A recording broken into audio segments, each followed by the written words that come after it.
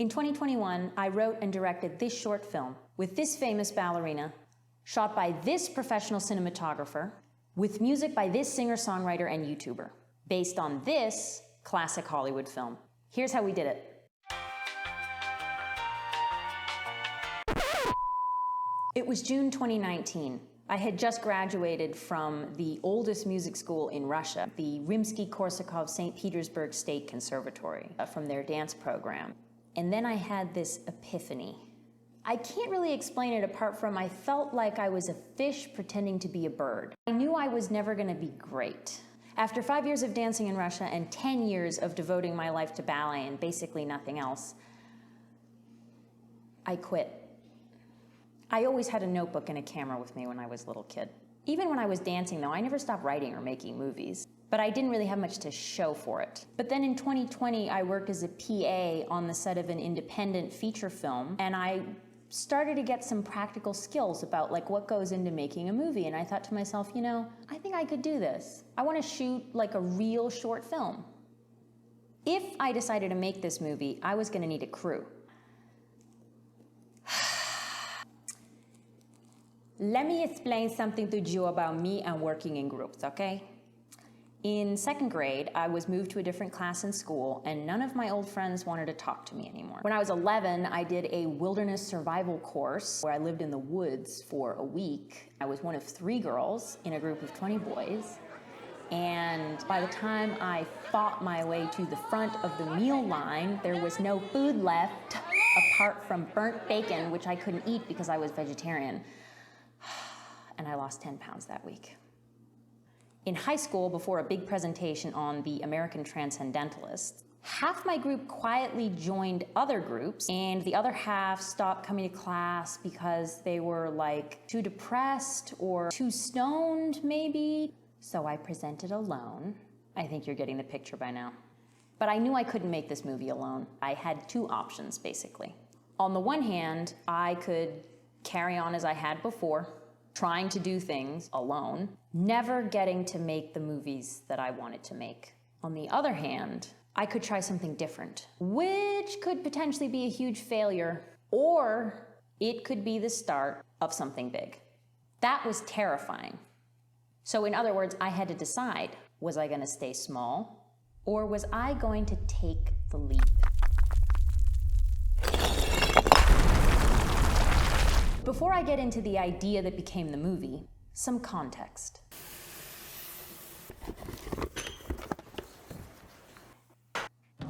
I watched a lot of movies during the lockdown in 2020. A lot. One of them just hit different. Gilda. It's about this strange love triangle between this one guy who works for this other guy, and then she shows up, who used to be married to him, your wife, but is now his wife. Something about this movie and the character of Gilda just like does something to people. I remember Gilda making a big impression on me. She was so glamorous and... Who was Gilda? Me? Because we copied Gilda's hair in Moulin Rouge. Gilda is everywhere.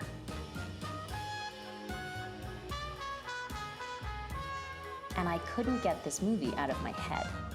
My idea was basically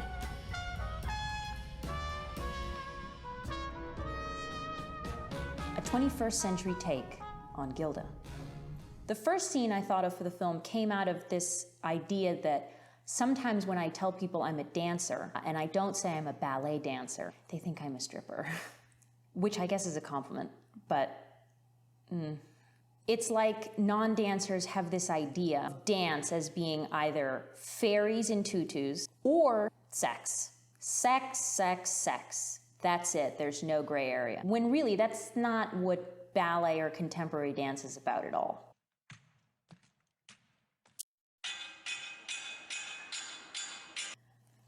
Well, sometimes it is.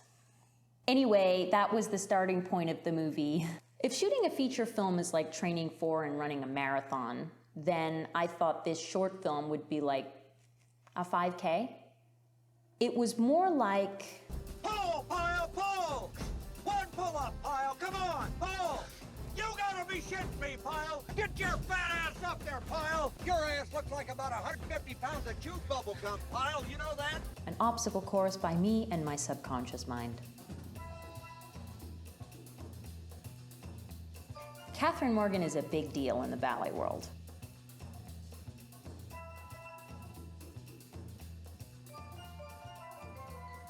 She's not just a star, she's really more like a pioneer.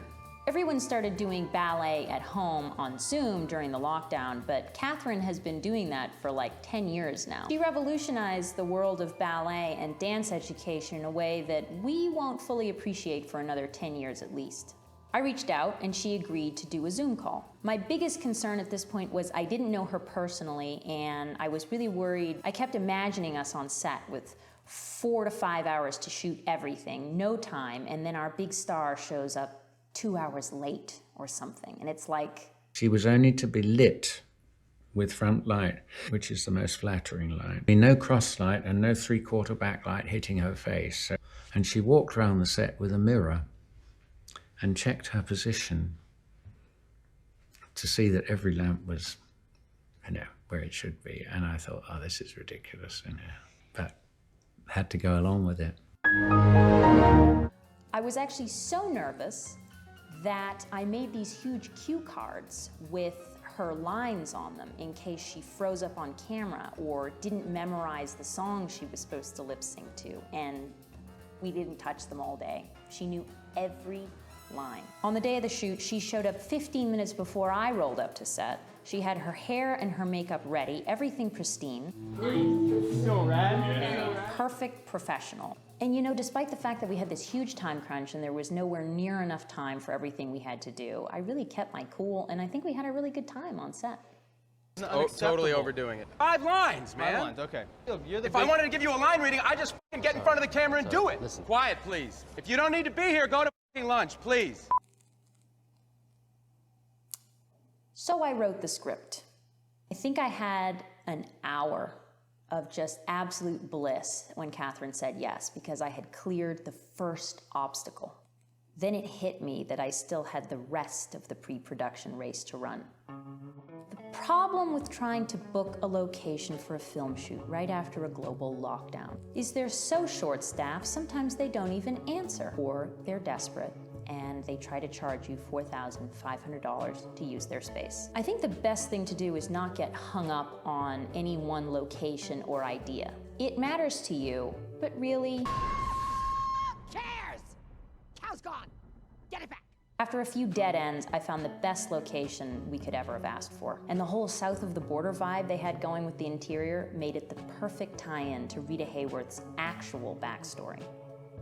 Before Rita Hayworth was scouted, before she became a Hollywood star, and before Gilda made her the sex symbol of the 1940s, Rita was just a dancer, a Spanish folk dancer making a living as her father's dance partner. So then I thought, if Rita were alive today and her big career was put on hold, maybe she would sneak down to Tijuana and put on a show down there for an old friend.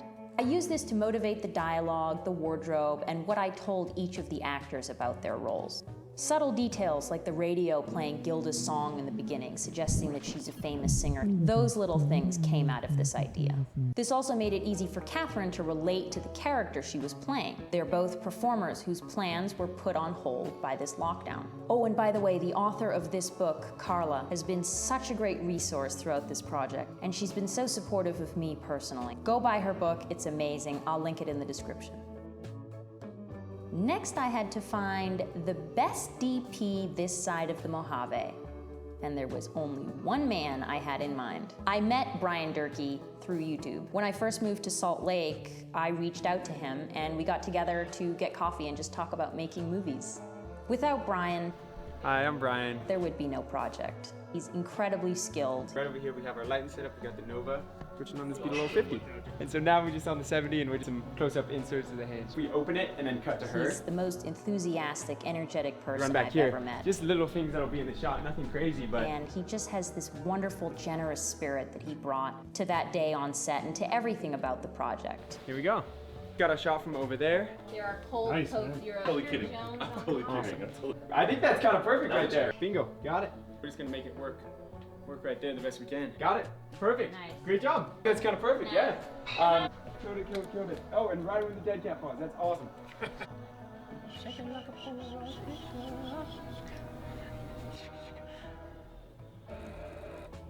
The bulk and the meat and the potatoes. Hey, we are rolling and be easy.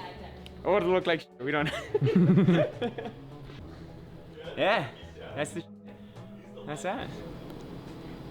We made a mood board for the film, for the vibe we were going for, and we talked a lot about The Godfather and All the President's Men, Gordon Willis, basically, and we decided to go for this warm, filmic, moody, noir type lighting. I knew Brian was going to make something really special, so I had to bring my A game. Knowing how little time we would have on set, I decided to plan everything out as best I could ahead of time. Exactly, you don't want to get the set at the beginning of the day and start to think about how you're going to cover the scene. You want to have thought about it before. Man muss halt wissen, was man erzählen will, damit man sich das auch im stillen Kämmerlein zu Hause vorstellen kann. Wobei das stille Kämmerlein ein großer Vorteil ist, weil da steht niemand hinter dir mit der Uhr in der Hand und sagt, das kostet Geld. What that meant to me was storyboards, shot lists. So here, she's probably not on camera because you're following bartender up the stairs. Got it. Contracts, a full line-by-line breakdown of the dance sequence. It was already March, and I still needed 2 more actors. All I knew was I wanted people who would be fun to have on set. Non-actors can be a little shy at first, but they're also very natural, and they haven't built up a lot of those bad habits that some theater kids and even lower-level professional actors can have. La la la la la la. Boom! Detective Michael's card! It's devastating. That's Your imagination. I'm gonna start crying. Donnie, who played the role of Donnie/Johnny. He's not an actor, he's an award-winning composer and a musician. He had 0 interest in being in front of the camera. But eventually he said yes, just as a favor to me. Didn't really know what was going on during the thing. But yeah, it was a lot of fun. As for the character of Balin, I cast Scott. He's the co-founder of my production company, he's my best friend, and he's my dad. I covered him in temporary tattoos supplied by a company called Artwear Tattoo in France that makes temporary tattoos for the film industry in Europe. He walked around town with them still on for like a week afterwards, and he actually got so many compliments. It was so funny. I honestly thought he was 2 seconds away from like going out and making them permanent. If we get this behind the scenes video for Gilda that I'm making to 1,000 likes, would you make the tattoos permanent?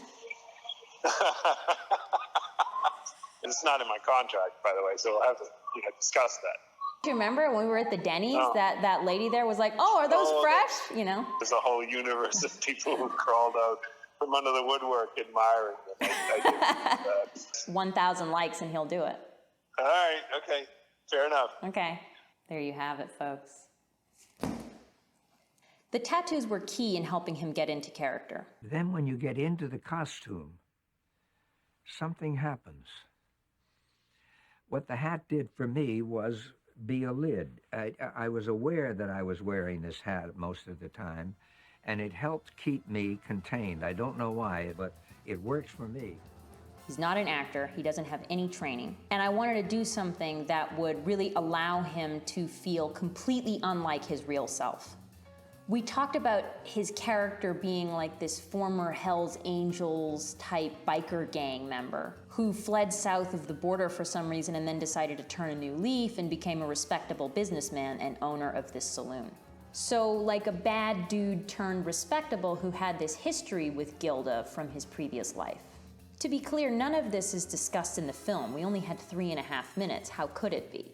But I think these details really gave a sense that this was a real world. It gave it a sense of authenticity, and it gave the actors, who were not actors, something to really work with. The dance sequence was the climax of the film, and it was about half the total runtime.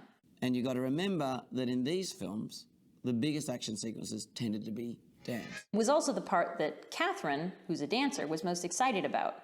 It had to work out.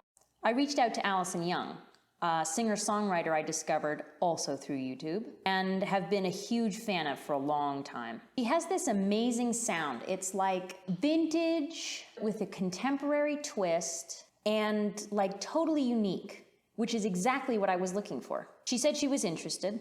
We had an initial meeting by Zoom, and I tried my best to communicate my musical ideas through my not very musical skills.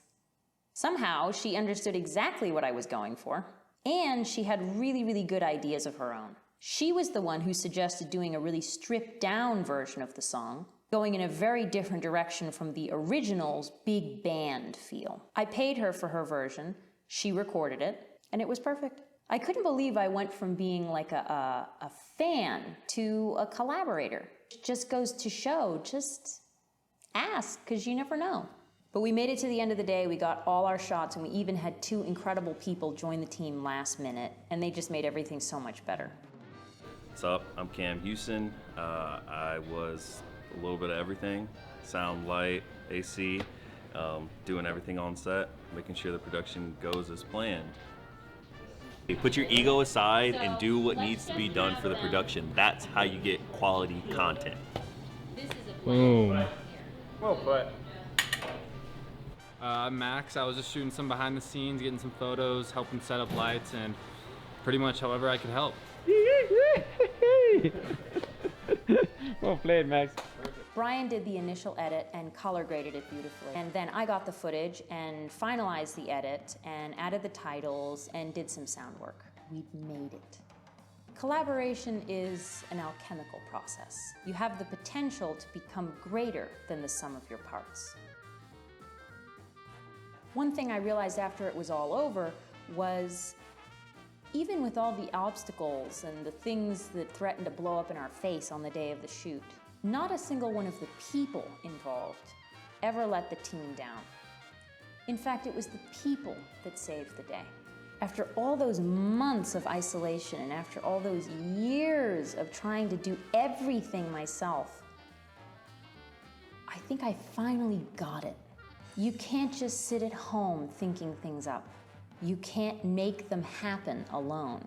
You have to go out there and find other people, form a community, and make things together. That's what making movies is all about. And that's what I want to do more of.